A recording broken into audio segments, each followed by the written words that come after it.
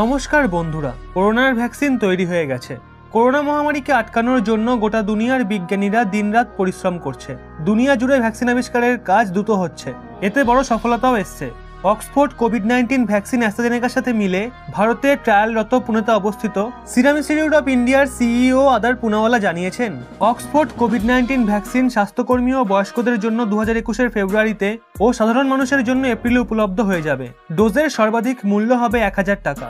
American medicine company মডার্নাও দাবি করেছে তাদের ভ্যাকসিন 90%-এর ওপর কার্যকর। এর আগে ফাইজার বায়োএনটেক কোম্পানির ভ্যাকসিনও সফল হওয়ার দাবি রেখেছে। ভারতে করোনার গ্রাফ গত মাস থেকে কমতে দেখা যাচ্ছিল, কিন্তু ঠান্ডা পড়তেই করোনার ঢেউ আবার বাড়তে দেখা যাচ্ছে। গত 24 ঘন্টায় করোনার 45,000 কেস সামনে এসছে। ওদিকে ভালো খবর হলো 48,000 মানুষ করোনা সংক্রমণ থেকে সুস্থও হয়েছে। আরও একটা ভালো খবর হলো ভারত করোনার প্রায় 1.5 বিলিয়ন টিকার অ্যাডভান্স বুকিং করে নিয়েছে। বন্ধুরা, ভারত সহ দুনিয়া জুড়ে অনেক দেশে করোনা ভাইরাস দমনের পথ খোঁজার জন্য ভ্যাকসিনের পরীক্ষা জারি রয়েছে। ওদিকে বড় দেশগুলো ভ্যাকসিন কেনার উপর নজর দিয়েছে। ভারতও 150 কোটি ডোজ কেনার জন্য মনস্থির করে নিয়েছে। আমেরিকান পত্রিকা দ্য ওয়াল স্ট্রিট জার্নালের রিপোর্ট অনুযায়ী ভ্যাকসিন ডোজ কেনার মামলায় ভারত তৃতীয় স্থানে রয়েছে। আমেরিকা ও ইউরোপীয় ইউনিয়ন প্রথম ও দ্বিতীয় স্থানে রয়েছে।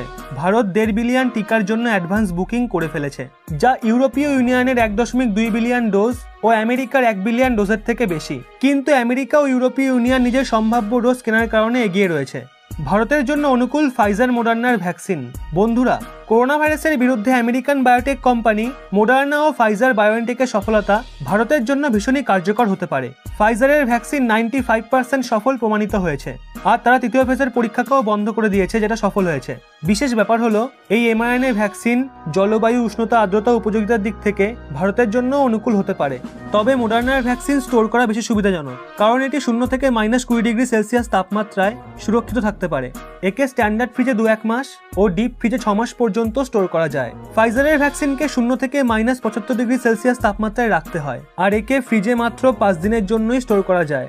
মডার্না আরএনএ ভ্যাকসিন বানিয়েছে, যার মানে করোনা ভাইরাসের জেনেটিক কোডের একটা অংশ শরীরে ইনজেক্ট করা হবে। এটা শরীরে ভাইরাল প্রোটিন উৎপন্ন করে, না পুরো ভাইরাস। এটা দিয়ে শরীরের প্রতিরোধক প্রণালীকে ভাইরাসের ওপর হামলা করা শেখানো হয়। এটা করোনা ভাইরাসের সঙ্গে লড়ার জন্য শরীরকে অ্যান্টিবডি ও টিসেল নির্মাণ করা শেখাবে।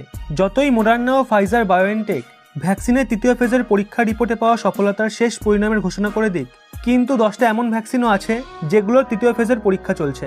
ফাইজারের ভ্যাকসিন 95 এবং মডার্নার ভ্যাকসিন 94.5% সফল হয়েছে। দেশে করোনা ভ্যাকসিন আবিষ্কারী ভারত বায়োটেক কোম্পানিও ভ্যাকসিনের তৃতীয় ফেজের ট্রায়ালের জন্য তৈরি রয়েছে। আজ হরিয়ানার স্বাস্থ্যমন্ত্রী অনিল ভিজ এর ট্রায়াল ডোজও নেবেন। দেশ জুড়ে প্রায় 26,000 মানুষের উপরে ট্রায়াল চলবে। অনিল ভিজ প্রথমেই নিজেকে এই ট্রায়ালের ভলেন্টিয়ার ঘোষণা করে দিয়েছিলেন। তিনিই দেশের প্রথম এমন মন্ত্রী যিনি নিজেকে করোনা ভ্যাকসিনের ট্রায়ালে সামিল করেছেন। ভারত বায়োটেক কোম্পানিও করোনা ভ্যাকসিনের অনেক নিকটে পৌঁছে গেছে, আর এই জন্য 26,000 মানুষের রেকর্ড সংখ্যায় এই ভ্যাকসিনের ডোজ দেওয়া হচ্ছে। তো এই ছিল আমাদের আজকের ভ্যাকসিন আপডেট। সুখবরগুলো পেয়ে কেমন লাগছে অবশ্যই কমেন্টে জানাবেন। এরকম আপডেট যদি আরও চাই তাহলে অবশ্যই লাইকের মাধ্যমে বুঝিয়ে দেবেন। এবং এরকমই নিত্য নতুন তথ্য পেতে রহস্য বাংলা এই চ্যানেলটি সাবস্ক্রাইব করে অবশ্যই পাশের বেল আইকনটি অল করে রাখুন।